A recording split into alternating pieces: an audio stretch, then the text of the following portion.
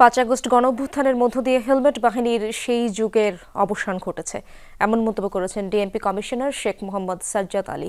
বিকেলে ক্র্যাব মিলনায়তনে এক অনুষ্ঠানে এমন মন্তব্য করেন তিনি। Double million offer Walton fridge কিনে পেতে পারেন 20 লক্ষ টাকা, রয়েছে কোটি কোটি টাকার নিশ্চিত উপহার। এ সময় জুলাই আগস্টে পুলিশ কর্মকাণ্ডের জন্য আবারও ক্ষমা চান ডিএমপি কমিশনার। বলেন, পুলিশ সেবাদানকারী প্রতিষ্ঠান অন্যায়ভাবে হামলা মামলা দেয়া এই বাহিনীর কাজ নয়। যারা এসব করেছে সবাইকে বিচারের আওতায় আনা হবে।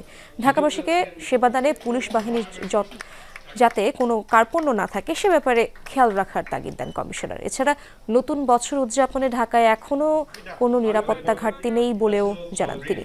পরে ক্র্যাব সদস্যদের সন্তানদের মাঝে শিক্ষাবৃত্তি ও সদস্যদের বার্ষিক ক্রীড়া প্রতিযোগিতায় বিজয়ীদের পুরস্কার তুলে দেন ডিএমপি কমিশনার।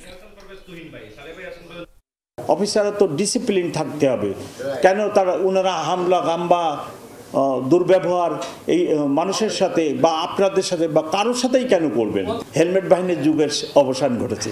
16ই ডিসেম্বর, 25শে ডিসেম্বর এবং ইংরেজি নববর্ষকে কেন্দ্র করে নিরাপত্তার কোনো ঘাটতি নেই এবং কোনো আশঙ্কা নেই বলে আমি মনে করি।